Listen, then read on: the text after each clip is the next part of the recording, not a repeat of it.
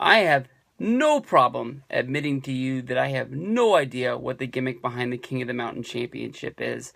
Honestly, I'm surprised that TNA, this is a belt that they've given up on in the past, I believe, 3 separate times. When it was first came in as the TNA Legends title, they gave it to Booker T.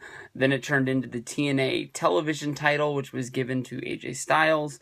And then that turned into the Global Championship, which Eric Young carried around until the point that they just stopped putting it on television, a lot like the TNA Knockouts tag team titles with Eric Young and ODB as the longest reigning champions who still do not defend their titles. I don't know what happened to those belts, but they're gone. When they announced the King of the Mountain match, I said to myself that I wouldn't be surprised if they ended up just bringing back that Legends Global Championship, and I really didn't think that's what they were going to do.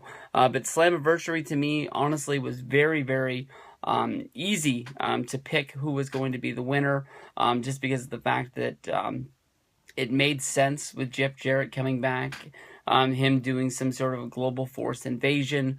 But, what does the King of the Mountain Championship, what does that mean to TNA and Impact as of right now? Because I honestly have no clue. We're going to have Lashley versus Bobby Roode in sort of like a respect match, I guess you can say. When TNA made the move and went to Destination America, when they left Spike, the big rivalry at that time was Lashley versus Roode. I believe it was their third matchup, Lashley versus Roode 3, which took place on the debut of TNA Impact on Destination America. The tapings were held in New York. You got a large sort of like vignette cutscene sort of deal of all the wrestlers hyping themselves up to get to the arena, to have this big match, which was going to be Lashley versus Roode, which, of course, Lashley just demolished Roode in the match.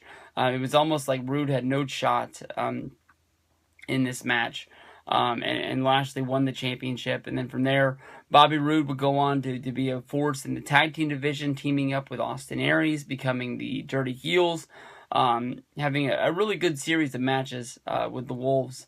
And Bobby Lashley, of course, fell out of favor with MVP and Kenny King, and then those guys ended up just being wiped off the face of the earth. But Lashley versus Roode for the King of the Mountain match, honestly, should really mean something.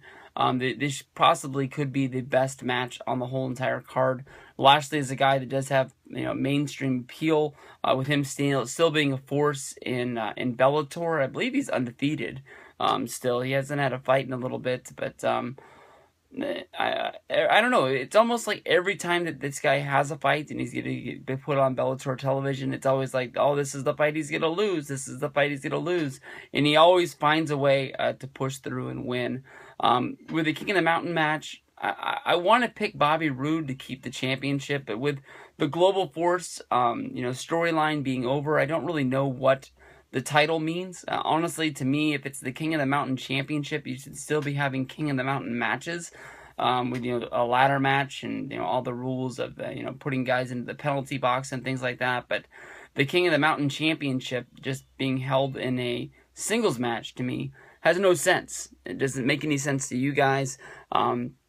I honestly don't really know a lot about this match because it doesn't seem like there was a lot of build up to it. They just pretty much said, you two, match, Bound for Glory, done. Who do you guys think is going to win this match? Because I really have no clue.